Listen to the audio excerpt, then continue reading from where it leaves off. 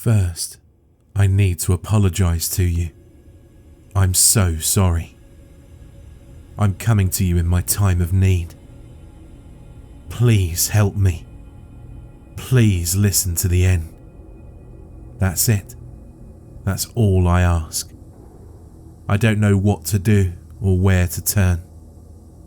Please, just help me. That's all I ask. My name is Andrew, and I'm a single father. I don't tell you this like it's some badge of honour. And I'm expecting cookies, milk, and chocolate-covered snowflakes, like most of the others in my social circle would. They want your pats on the back and recognition. I just want some of your time. I see fatherhood as a burden. Necessary, yes, but still a burden. My son's name is Jesse. He's 11. Jesse started the 5th grade this year, like any other kid would. There was a little bit of trepidation and lots of excitement. He was a happy-go-lucky sort of kid, full of life and energy. All that changed after he met Stan on Tuesday. Stan was a late addition to Jesse's class, a transfer student from another district. Jesse's teacher sat Stan next to Jesse. When I picked Jesse up after school on Tuesday, he told me that Stan was his new best friend. He wasn't acting like himself though. He was pale and sweaty. I took his temperature, but he wasn't running a fever. I asked about his day, and all he would tell me was that Stan was his new best friend. "Stan's my new best friend," Jesse would say. "I know. I can't wait to meet him," I'd say back. "Dad, Stan's great. You should meet him. He's my new best friend. The best in the world." We must have had this same conversation 1,000 times that night. When I tucked Jesse into bed, he looked up at me with tears in his eyes. He put his little hand in front of his face and wiggled his index finger, telling me to come closer. I bent over him, and he put his hands to either side of his mouth. You know, the little kid way of telling a secret. Well, I turned my head, and he whispered something into my ear that chilled me. At the time, I didn't know why it chilled me, but it did. He whispered, "You believe me, right, Dad?" I sat back up and looked down at him. "Believe you about what, bud?" "Stan," he said. "Stan's my best friend." I nodded and took his temperature once more. Again, he wasn't running a fever. I went to bed, but couldn't really sleep that night. On Wednesday, when I pulled up to the school to drop him off, he got this really weird look on his face and told me that he didn't want to go in. "Are you feeling sick?" I asked. "No," he said. He was chewing on his bottom lip like crazy. This was something else I'd never seen him do. "No, I need to go to school." He opened the car door and got out. No goodbye. No I love you. Nothing. He trudged up the front steps of the school with his head down. I let off the brake and turned away to drive to work. A little boy was standing right in front of my car. 2 more seconds and I would have run him over. The boy was pale, with a mop of blonde hair that was almost white, and bright blue eyes. He knocked on the hood of my car twice, waved once, and walked up the stairs to school. When I picked Jesse up after school on Wednesday, he looked a lot better. He was a tiny bit paler than normal, but he seemed happy. He told me all about his day. He told me about dinosaurs and music and math. and then he told me about recess. And then, after math period, we had recess. Dad, you'll never guess what I did today at recess. Tell me, I said, smiling to myself as I'm driving. I'm thinking tag, football, keep away. All the things I remember the boys doing at recess when I was that age. Something benign, something normal. I joined a church. I frowned. A church? At recess? Jessie nodded. The Church of Stan. I thought it must be some sort of new make-believe game that the kids were playing. What's the Church of Stan? It's Stan's church, Dad. Jessie laughed like I was the silliest person in the world for asking that question. What do you guys do though? You know, as members. Lots of stuff. Today though, we just listened to Stan talk. He was saying some funny words and I got sleepy and dozed off. A bunch of us did. I pulled into the driveway at home and we got out. Was that it? I asked. Things sounded weird for sure, but the kids didn't seem to be doing anything wrong. Stan gave us flyers too. Jessie pulled out a crinkled up piece of paper and handed it to me. It was a piece of manila paper with 3 words written in black marker. Church of Stan. Again, weird, but nothing wrong. I just thought the boys were playing make-believe. I was wrong.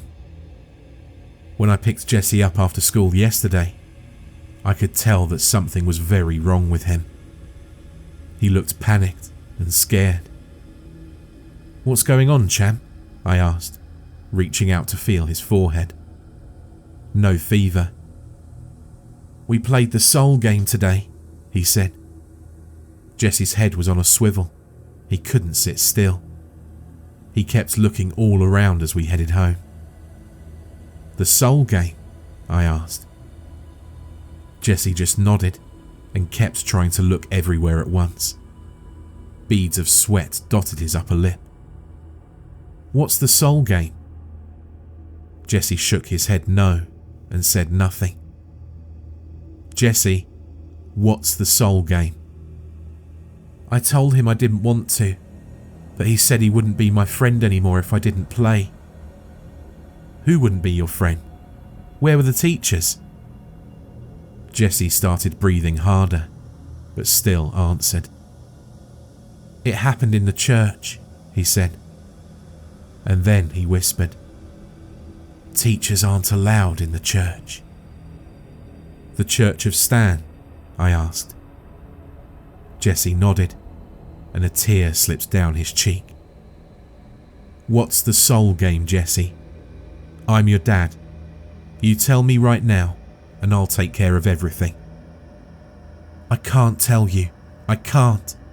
The rules are bad. They're so bad. What about Stan? I asked. Will Stan tell me the rules? No! Jessie screamed this and scared me half to death. Don't ask him the rules. Please don't, Dad. Please. I pulled into the driveway, scared and confused. Promise me, Dad. Promise me, promise me, promise me, promise me, please. Jessie was bawling now, terrified. I took him into my arms and rocked him. I hadn't rocked him like that since he'd been in kindergarten. He fell asleep in my arms, and I carried him inside. I took him straight to his room and got him ready for bed. He just needs sleep, I kept telling myself. All he needs is sleep. I put him to bed and ate dinner alone. I checked up on him around 9 when I went to bed. He seemed to be sleeping well, so I decided to go to sleep. I woke up to him screaming at the top of his lungs, 18 minutes after midnight last night. I ran to his room, but he wasn't in his bed. I turned on the light, and Jessie came flying out of the closet, like something was chasing him. He latched onto my leg and kept screaming. I tried to calm him down and ask what was wrong at the same time. He wasn't making any sense. He kept screaming about the soul game. He was impossible. I kept asking what that was, but he wouldn't tell me. I tried to put him back to bed, but he'd have none of it. Finally, I just took him to my room and he slept in my bed. He fell right to sleep. I was lying on my side, watching him, stroking his hair, when his eyes popped open and he stared right into mine. "I'll tell you the rules after school tomorrow, mister," he said. Then he closed his eyes. What was going on with my kid? In the darkness, I stared at the ceiling for a long time before rolling over onto my side and staring into the bathroom. You know how when you're on the edge of sleep, sometimes your leg will kick and jerk you awake? Or you'll imagine that you're falling, or that you've just tripped over something and get jerked awake. That happened to me all last night, only I kept being ripped from sleep by seeing something in the doorway to the bathroom. Every time my eyes would start to slip shut, I'd see the dark outline of something large in the doorway and wake up with a start. Of course, nothing would be there, and I'd start falling asleep again. The outline would appear in the doorway once more, but it would be closer to me, like it had taken a baby step. Over and over this happened until morning.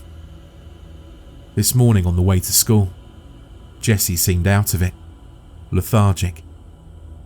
I felt the same way. I was even more exhausted.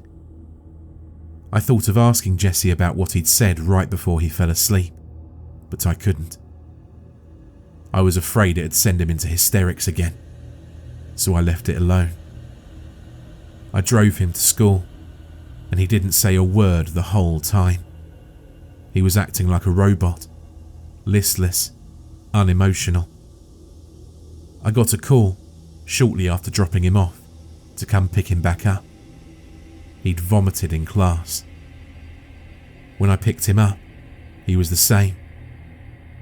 I asked him several questions, but he only gave me grunts in response.